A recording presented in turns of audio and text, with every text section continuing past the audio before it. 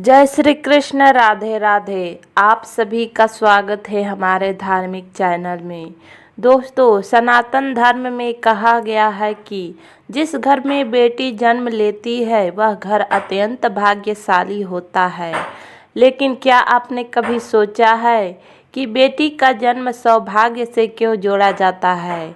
आज की इस वीडियो में हम आपको बताएंगे कि शास्त्रों के अनुसार बेटी का जन्म क्यों शुभ माना जाता है और क्यों कहा जाता है कि सौभाग्यशाली घर में ही बेटी जन्म लेती है। वीडियो को अंत तक जरूर देखें, क्योंकि आज आपको एक ऐसा रहस्य पता चलेगा जो शायद बहुत कम लोगों को जानकारी होती है। बेटी क्यों होती है लक्ष्मी का रूप? सनातन धर्म में बेटी को माँ लक्ष्मी का स्वरूप माना गया है।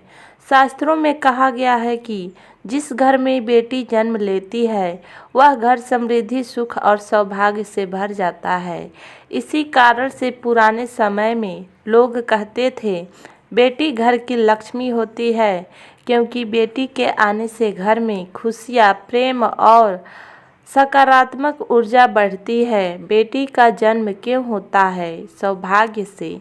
गरुड़ पुराण और कई धार्मिक ग्रंथों में बताया गया है कि हर आत्मा का जन्म उसके कर्मों के अनुसार होता है। कई पुण्य करने वाले परिवारों को ही भगवान बेटी का वरदान देते हैं। इसलिए कहा जाता है बेटी जन्म लेना नहीं बल्कि भगवान का आशीर्वाद है। बेटी से घर में आती है सुख, समृद्धि। धार्मिक मान्यता के अनुसार जहाँ बेटी होती है वहाँ देवी देवताओं की कृपा बनी रहती है। कहा जाता है कि बेटी घर में प्रेम लाती है, बेटी घर को जोड़कर रखती है, बेटी घर में संस्कार लाती है। इसी कारण से बेटी को घर की शांति और समृद्धि का कारण माना जाता है। कन्या पूजन का महत्व। आपने देखा होगा कि नवरात्रि में कन्या पूजन किया जाता है। इसका कारण यही है कि छोटी कन्याओं में देवी शक्ति का वास माना गया है। कन्या पूजन करके लोग माँ दुर्गा का आशीर्वाद प्राप्त करते हैं। इससे यह साबित होता है कि बेटी का स्थान धर्म में कितना ऊंचा है, जहाँ बेटियों का सम्मान होता है। शास्त्रों में कहा गया है कि यत्र नार्यस्तु पूज्यन्ते रमन्ते तंत्र देवता, अर्थात जहाँ नारी का सम्मान होता है वहाँ देवता निवास करते हैं। इसका मतलब है कि जिस घर में बेटियों का आदर होता है वहाँ भगवान की कृपा बनी रहती है। बेटी का अपमान क्यों नहीं करना चाहिए?